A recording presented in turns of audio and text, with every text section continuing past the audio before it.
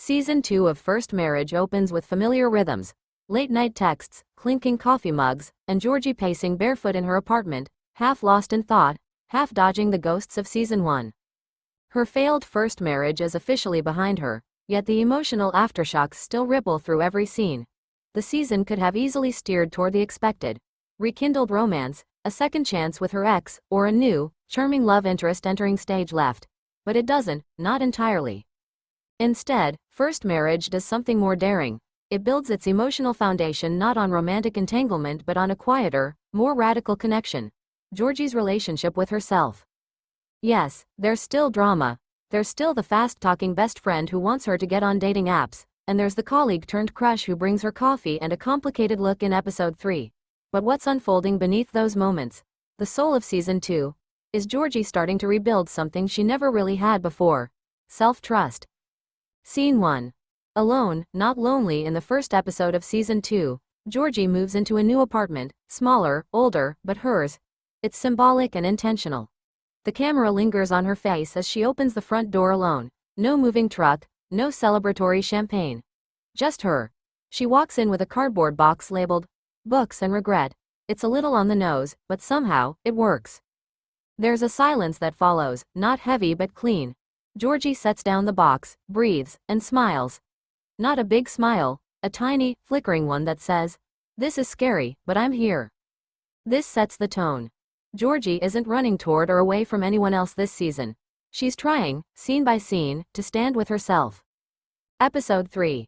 The mirror scene. The third episode offers a standout moment, the now famous mirror monologue. After a particularly hard day, Georgie comes home, collapses onto her bed, then drags herself into the bathroom. She stares at her reflection, her face bare, vulnerable. "You don't need to be anyone else's idea of okay," she whispers. "You don't have to fix everything. You're allowed to just be you." There's no music underscoring the moment. No dramatic zoom. Just her and the mirror. It's deeply intimate, not the romantic intimacy viewers may expect, but something arguably more powerful: emotional intimacy with oneself.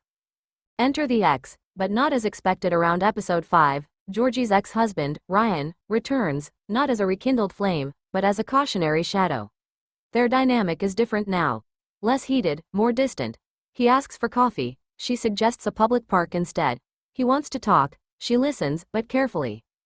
What's remarkable isn't the dialogue but Georgie's body language. Where she once shrank under his intensity, she now holds her posture with quiet defiance. There's a telling moment where Ryan says, "I still think we could have worked if we just tried harder." Georgie replies softly, "I didn't need us to work, I needed me to work." It's a line that echoes through the rest of the season. The therapist arc. A lot of shows introduce therapy with skepticism, sometimes even for comic relief. First Marriage doesn't. Georgie's sessions with her therapist, Dr. Anna Cortez, are treated with quiet reverence. They don't solve everything, but they give Georgie a mirror bigger than the one in her bathroom. In one session, she unpacks how much of her first marriage was built on people-pleasing, on becoming easy to love, at the expense of honesty. "It's not that I didn't know who I was," she says. "It's that I was afraid people wouldn't like her." Dr. Cortez doesn't nod solemnly or offer a monologue. She just says, "Let's find out if you like her first." That becomes Georgie's North Star, not finding the next person to love her, but figuring out how to like herself.